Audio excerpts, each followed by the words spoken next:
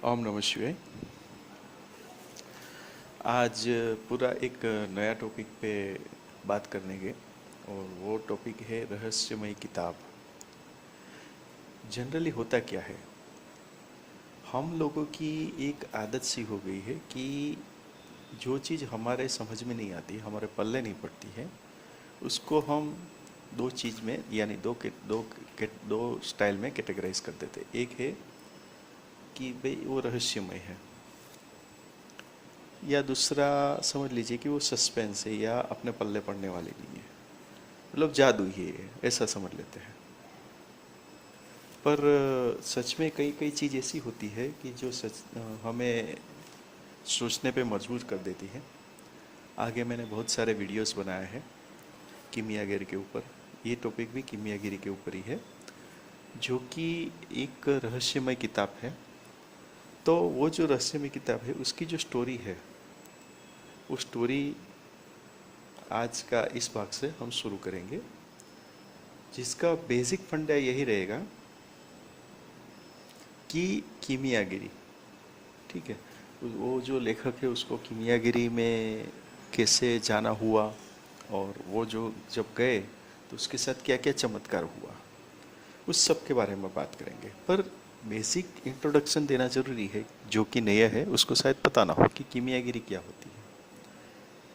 तो कीमियागिरी यानी कि कोई भी चीज़ को, यानी कि कोई भी धातु को स्वर्ण में परिवर्तित कर देना, उसको कीमियागिरी बोलते हैं, अल्केमिस्ट बोलते हैं। तो चलिए आज शुरू करते हैं इसी टॉपिक पे। ये जो विद्या है, हम इसको नाम देंगे विद्या। हर एक लोग इसको विद्या के नाम से जानते हैं। हालांकि टॉपिक है इस बुक, ये जो अपना लेक्चर का, वो है रहस्यमय किताब।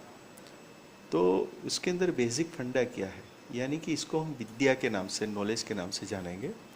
तो ये जो विद्या है वो अलग अलग नामों से जानी जाती है।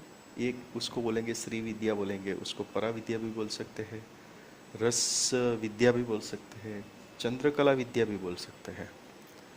पर क्योंकि अगर हम इंडियन लैंग्वेज में बात करेंगे तो उसका मतलब ये हो जाता है कि कुछ, मतलब एक अनघटित कहानी के रूप में उसको देखा जाता है। पर हम आज पूरा अलग स्टाइल से उसको लेंगे कि ये जो विद्या है वो सिर्फ इंडिया में ही नहीं, विश्व के कई कोनों में भी इसके बारे में, इसके नॉलेज वाले के बारे में पता चला भी है।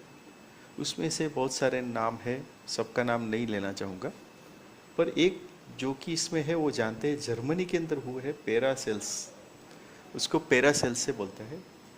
उसका बहुत ही अच्छा जाना माना नाम है। वो जर्मनी के रहने वाले थे और उसने जो बुक्स में लिखा था, उसकी जो बुक्स एक रिलीज हुई थी, उसका नाम है art of Alchemy.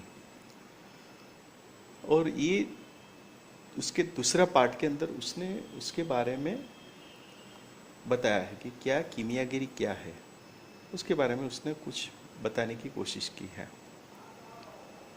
The same way और एक बुक है जिसका नाम है ओल्ड टेस्टामेंट। ये जो ओल्ड टेस्टामेंट करके जो बुक है, उसके अंदर भी कीमियागिरी के बारे में बहुत अच्छा खासा विवरण दिया गया है। यानी कि ये जो बुक मैंने बताई, उसके बारे में जो भी कीमिया के अंदर रिसर्च करते हैं, हालांकि अपने इंडियन में अलग अलग लैंग्वेज के अंदर, कश्मीर से लेकर कन्याकुमारी तक हर एक स्टेट के अंदर आपको हर एक लैंग्वेज में इसके बारे में जानकार भी मिल जाएंगे और पुस्तकें भी मिल जाएगी। मतलब आप पुस्तक में तो समझ लीजिए कि टर्नबद्ध पुस्तक है। टर्नबद्ध बोले तो मतलब एक एक लाइब्रेरी भर लो, उतना सारा बुक्स उसके अंदर है। पर उसमें जो ऑथेंटिक बुक कितनी है, वो एक सोचने वाली बात है। तो उसमें और एक नाम अपना इंडियन का आएगा, नागार्जुन। नागार्जुन को भी इसका एक बहुत ही जाना माना और ऑथेंटिकल नाम है, जो आपने और हमने सुना है। तो जो बेसिक फंडा है वो क्या है, तो हम उसका कीमियागर भी नाम दे सकते हैं या उसको हम तत्वज्ञानी भी बोल सकते हैं। अपनी भाषा में हम उसको तत्वज्ञानी बोलेंगे। तो तत्वज्ञानी ने जब बात किया तो उसने पूरा का पूरा जो फंडा है वो दो बातों में कैटेगराइज कर लिया। वो जो तत्वज्ञानी लोग हैं उसने बोला कि धातु से ही धातु का रूपांतरण संभव है। पहली बात उसने ये लॉजिक क्लियर किया। दूसरा उसने बताया कि विश्व का हर एक पदार्थ जो है वो गंधक, पारा और क्षार से बना है। देखिए यहाँ पे एक बात बहुत ही क्लियर होती है, गंधक जो ये लोग बता रहे हैं और हम सीधा गंधक का मतलब सल्फर निकालते हैं, पारा यानी मर्क्यूरी निकालते हैं, और क्षार वो तो सब जानते ही है। पर इतना इजी होता तो कोई बात ही नहीं थी, पर यहाँ पे इसका ये मतलब नहीं निकलता है। आप ये बात एकदम ध्यान पकड़ के चलिएगा, ठीक है। तो यहाँ पे क्या बताया कि विश्व का हर एक पदार्थ जो है वो गंधक, पारा और क्षार से बना है। और तीसरा फंडा उसने क्या दिया कि हर एक जो धातु है वो पारद, गंधक और क्षार के संयोजन से बनता है। आपने यहाँ पे ध्यान दिया हो तो उसने 3 कैटेगरी यानी कि 3 डेफिनेशन हमें दी। एक कि अगर हमको धातु को कन्वर्ट करना है तो धातु से ही धातु का कन्वर्जन पॉसिबल है। दूसरा इसने बताया कि विश्व का कोई भी पदार्थ हो उसमें गंधक, पारा और क्षार आएगा। और तीसरा डेफिनेशन उसने ये दिया कि कोई भी धातु यानी कि कोई भी एलिमेंट हो वो पारद, गंधक और क्षार के संयोजन से ही बनेगा। देखा, स्टार्टिंग ही कॉम्प्लिकेशन से चालू होता है।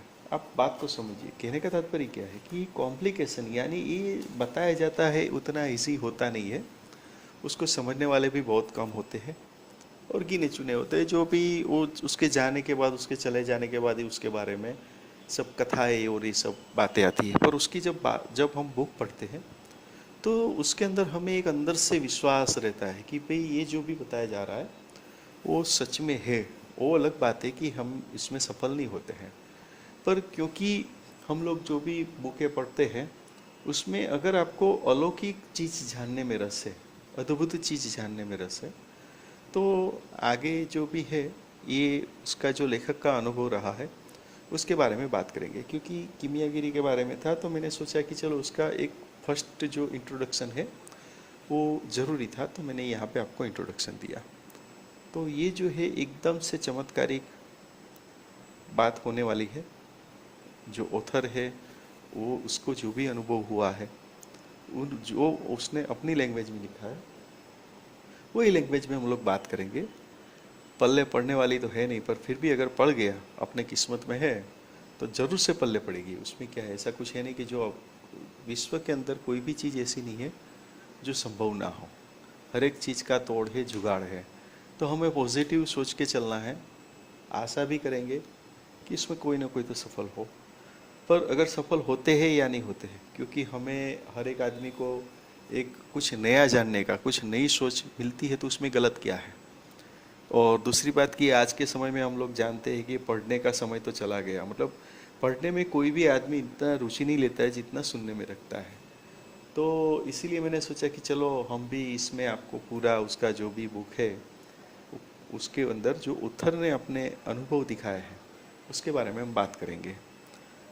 तो ये बहुत ही इंटरेस्टिंग टॉपिक है और चमत्कारिक विषय भी है, क्योंकि ये देवी विद्या है, पराविद्या जिसको बोलते हैं। तो इसको प्राप्त करने का मतलब ये होता है कि हम कुछ एक लेवल पे पहुंच गए।